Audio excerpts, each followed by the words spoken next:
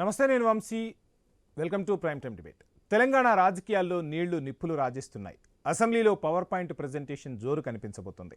కృష్ణా గోదావరి జిల్లాలపై మంత్రి ఉత్తమ్ కుమార్ రెడ్డి ప్రజాభవన్లో పవర్ పాయింట్ ప్రెజెంటేషన్ ఇచ్చేశారు.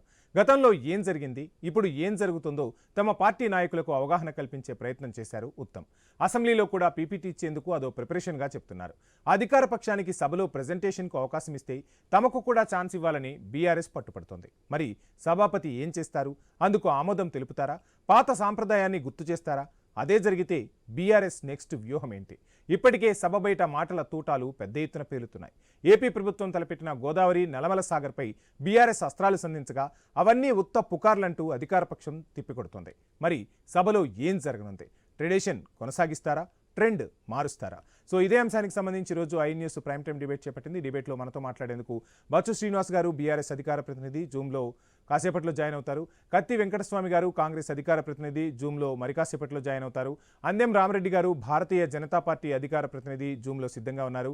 మనోజా గారు, తెలంగాణ జాగృతి అధికార ప్రతినిధి, జూమ్లో మరి కాసేపట్లో జాయిన్ అవుతారు. సో ముందుగా రామరెడ్డి గారు నమస్కారం అండి.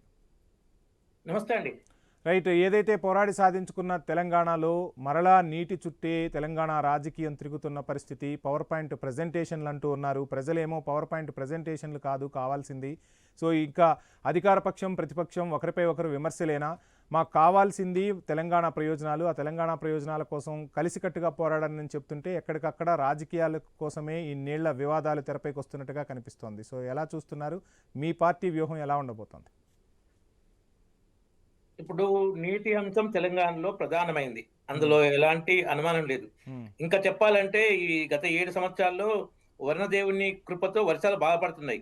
ఒకవేళ కరువు ఉంటే ఇంకా చాలా చాలా ప్రధానమైన అంశం అవుతుండే. ఇప్పుడు ఆ కరువు లేదు. ఇప్పుడు వర్షాలతో పంటలు సమృద్ధిగా పండుతున్నాయి. అయినప్పటికీ ఎప్పటికైనా నీటి సమస్య పరిష్కారం కావాల్సిందే.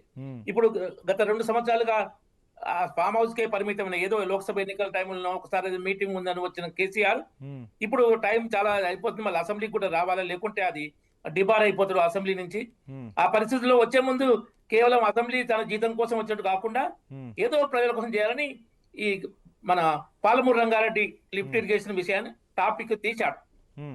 ఆయన తీసేది, ఆయన మాట్లాడుతుందంటే ఎజెండా సెట్ చేసే విధంగా ఉంటుంది కేసీఆర్ది ప్లాన్. దానికోసం బాగా ఫామ్ హౌస్ లో వర్కౌట్ చేసుకొని చేస్తాడు. దాంతో ఇప్పుడు మళ్ళీ అది ప్రధాన అంశమైంది. అయితే ఇప్పుడు వీళ్ళు ఏదైతే పవర్ పాయింట్ ప్రజెంటేషన్ ఇస్తున్నారో వీళ్ళు మీడియాకి ఎందుకు అనుమతి ఇవ్వలేదు? కాంగ్రెస్ పార్టీ మీడియాకు ప్రజలకు తెలవాలి కదా. కేవలం అసెంబ్లీలో కాంగ్రెస్ పార్టీని బీఆర్ఎస్ మీద దిమ్మెత్తిపోయడం కోసం, లేదా బీఆర్ఎస్ కాంగ్రెస్ మీద దిమ్మెత్తిపోయడం అంటే రేపు వ్యూహాలు లీక్ అవుతాయని చెప్పి ఎక్కడా కూడా ఎవరికి ఎటువంటి లీకులు లేకుండా జాగ్రత్త పడ్డారట. ఇది ఇప్పుడు పవర్ నది, గోదావరి కృష్ణా నదీ జలాల మీద పవర్ ప్లాంట్ ప్రజెంటేషన్ ఉన్నప్పుడు అది వ్యూహం కిందకి వస్తుంది. అసెంబ్లీలో అధికార పక్షం ప్రతిపక్ష వ్యూహాలు మనకి ఎన్ని రావాలి, ఎన్ని వస్తున్నాయి, కారణాలు ఏంటి అనేది వాటి మీద కదా పవర్ ప్లాంట్ కాబట్టి అలాంటి విషయంలో మీడియాకు సరే నేను కంపల్సరీ ఇవ్వాలని కాదు, దానికి కారణం ఇది స్ట్రాటజీ కోసం అయితే గోదావరి కృష్ణా జలాల గురించి కాదు, కాంగ్రెస్ రాజకీయాల గురించి అన్నట్టు అయిపోతుంది నీటి విషయంలో. కాబట్టి సరే ఆ విధంగా నడుస్తుంది. 2-3 పాయింట్లు మాత్రం ముందు ఉత్తమ్ కుమార్ రెడ్డి గారు చెప్పారు. ఒకటి ఏంటంటే, ఇంతకుముందు కేసీఆర్ చెప్పిన దాంట్లో 35,000 కోట్ల అంచనా ఉంటే 27,000 కోట్లు ఖర్చు పెట్టినాం, 90%. ఆ 90 అట్లా కూడా 90% కాదు, కానీ ఆయన మాటల గారెడ్డి ఉంటుంది కదా అని చెప్పాడు. దానికి ఈ రోజు ఉత్తమ్ కుమార్ రెడ్డి స్టార్టింగ్ లో చెప్పిందంటే అది మొత్తం పూర్తి చేయాలంటే పాలమూరు రంగారెడ్డి 80,000 కోట్లకు పైగా 83,000 కోట్లు కూడా అనడం జరిగింది.